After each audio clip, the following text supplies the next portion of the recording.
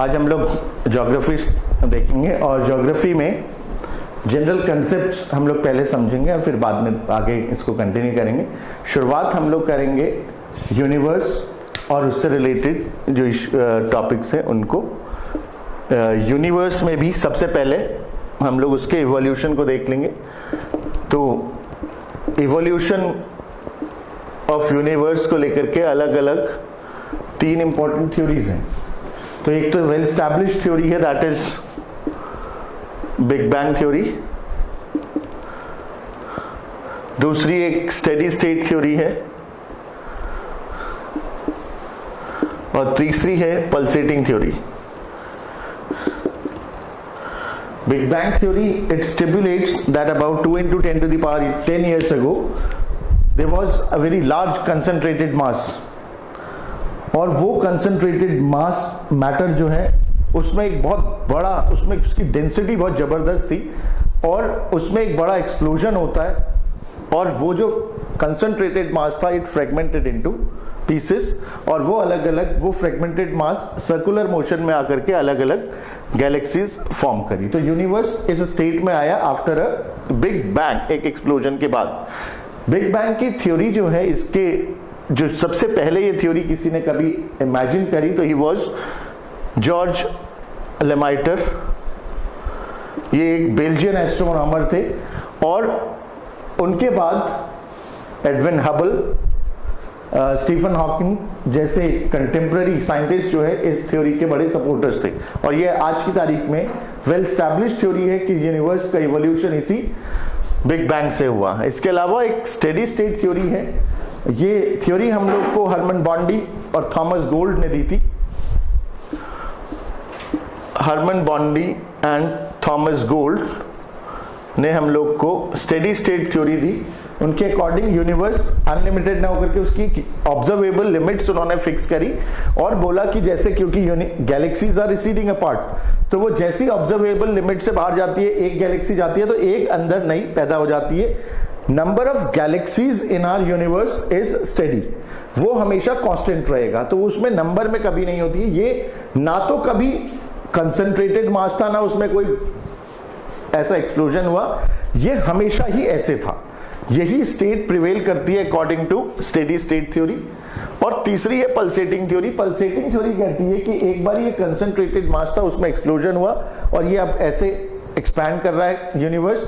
एक टाइम आएगा जब ये फिर ऐसे ही कॉन्ट्रैक्ट करेगा और फिर सब कंसंट्रेटेड हो जाएगा, फिर इसमें एक्सप्लोजन होगा और फिर वो एक्सपेंशन शुरू हो जाए। तो एक्सपेंशन कॉन्ट्रैक्शन ये चलता रहेगा और इस एक्सपेंशन और कंट्रैक्शन के लिए जो टर्म यूज करी वो है pulsating. This theory was given by Allan sandwich.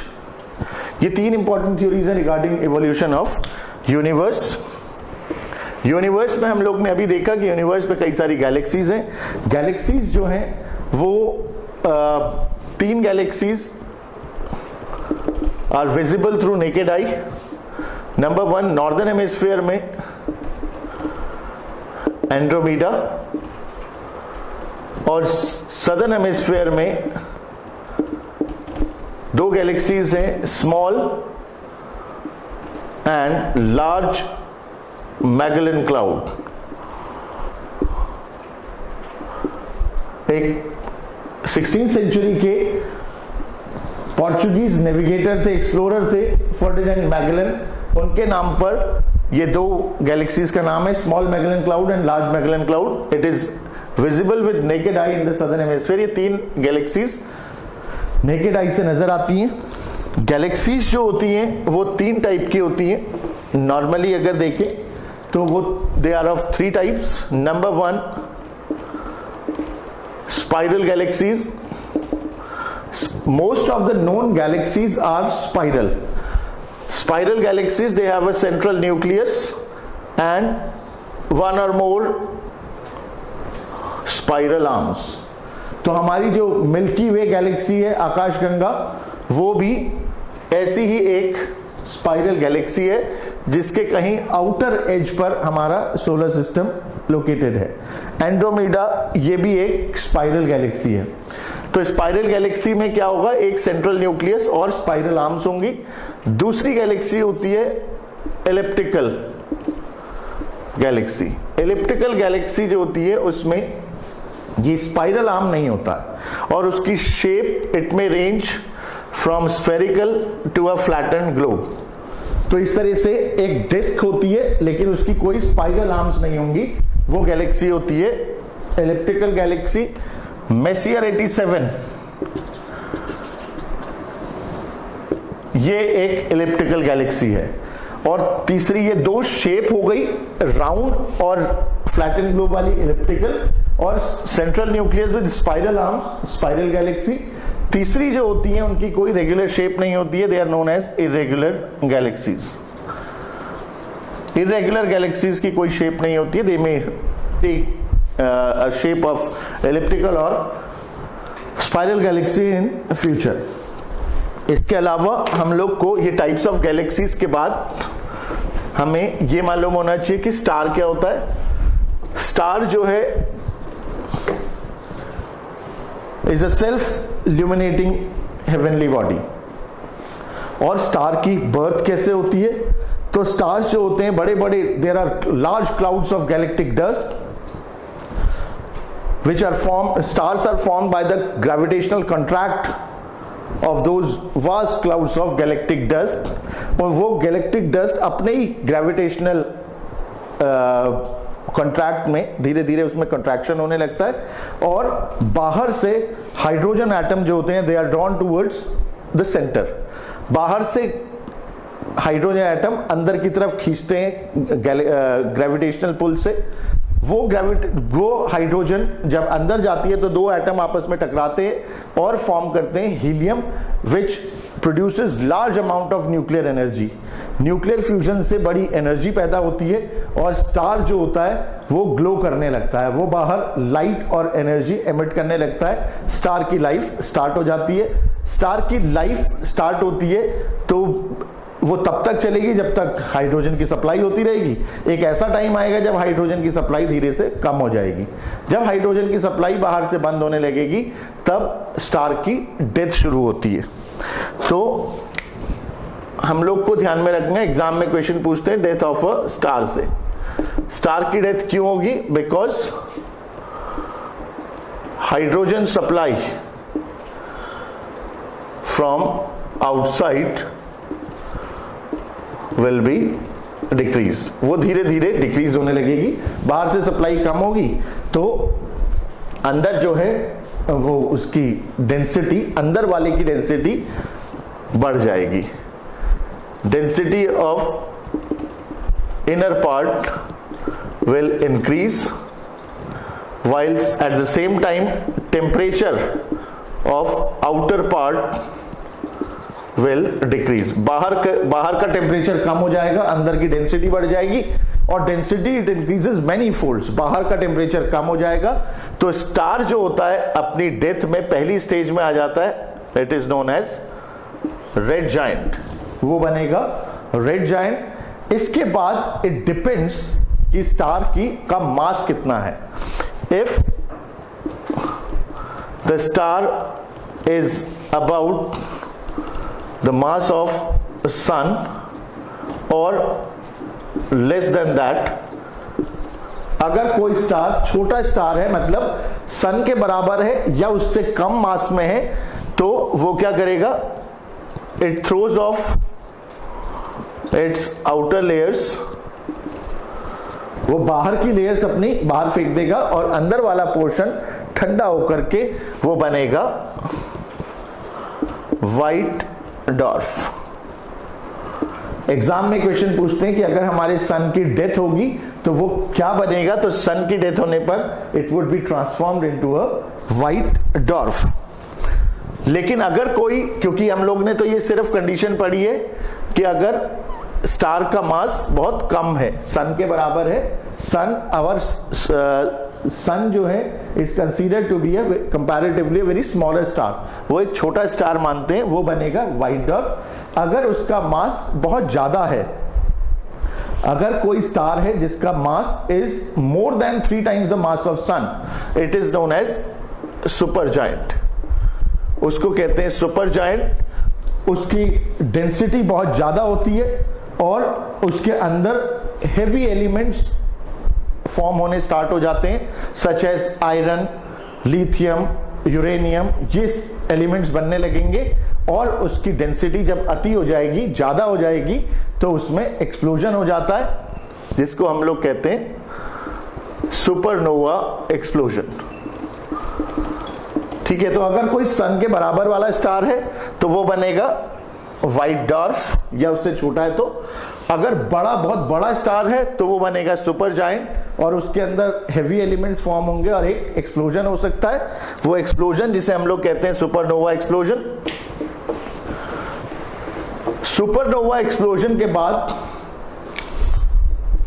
After supernova explosion, supernova explosion होने के बाद if less than 3 times the mass of sun remains, if less than 3 times the mass of sun remains, it forms a neutron star. वो एक neutron star बनाएगा जो दुनिया के सबसे डेंस ऑब्जेक्ट्स में से एक होता है। इसकी density 10 to the power 14 grams per cc होती है। अगर remaining mass is considerably high, अगर remaining mass after a supernova explosion is considerably large, it collapses to form a black hole. Black hole बनेगा और ब्लैक होल की density 10 to the power 16 gram per cubic centimetre होती है। It is the densest object in the universe. तो sun star की death होने पर ये अलग अलग formation, white dwarf, neutron star, black hole, ये चीजें हम लोग को ध्यान में रखनी है। इसके बाद हम लोग पहुंचेंगे सोलर सिस्टम में। सोलर सिस्टम में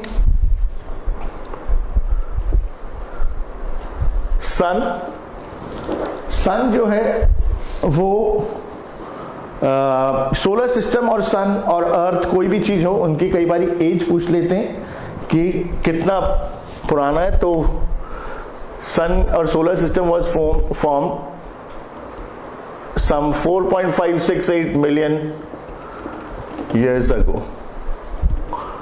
ये सोलर सिस्टम की एज भी है, ये सन की एज भी है, और ये अर्थ की एज भी होगी। सन जितना भी मास है हमारे सोलर सिस्टम का, उसका 99.86% is sun. 99.86% of our solar system consists of the mass of sun। उसमें भी, और सन कैसे बना है, तो सन की कॉम्पोजिशन को अगर हम लोग देखेंगे तो mainly sun is composed of hydrogen, 73.46% is hydrogen, while rest जो बचता है उसमें भी 25% के आसपास हीलियम है, and more specifically it is 24.85%। तो mainly major constituents of sun are hydrogen and helium. इसके अलावा वहां पर बाकी एलिमेंट्स भी हैं, हेवी एलिमेंट्स भी हैं, जैसे लिथियम से लेकर के यूरेनियम जैसे ये चीजें सब कुछ है। सन का जो इनर मोस्ट पार्ट है और जो विजिबल पार्ट है, that is called photosphere. Beyond that photosphere is chromosphere. यहां पर एक लेयर होती है, जब हम लोग सन को किसी इंस्ट्रूमेंट से देखते हैं तो फोटोस्फेयर के बाहर आग की लपटें निकल रही होती हैं। This layer is known as chromosphere, and beyond the chromosphere is the third part which is known as corona. Corona normally visible नहीं होता है, it is visible only during a total solar eclipse. तो 3 part है सन के। Photosphere वो जो visible part है, जो हम लोग को नॉर्मली विजिबल होता है, वो इनर मोस्ट पार्ट होता है, that is called photosphere. Beyond that photosphere is chromosphere, where the gases are in violent motion, लपटें निकलती रहती हैं। और कोरोना वो डायमंड रिंग है which is form during a total solar eclipse. तो कोरोना के बारे में पढ़ने का हमारे पास थोड़ा ही मौका होता है जिस समय पर सोलर एक्लिप्स लगता है टोटल। इसके साथ सन में हम लोग ने बात करी कि there are so many elements, different heavy elements also. Sun is emitting light and wherever there is a formation of heavy elements, this light is absorbed by those heavy elements. Sun light emit कर रहा है, जहां पर भी वो heavy elements होंगे वहां पर वो लाइट को एब्जॉर्ब कर लेते हैं, और वो लाइट को जब हम लोग स्पेक्ट्रम पर रिसीव करते हैं तो कुछ डार्क लाइंस नजर आती है। उन लाइंस को कहते हैं फ्रॉनहोफर लाइंस।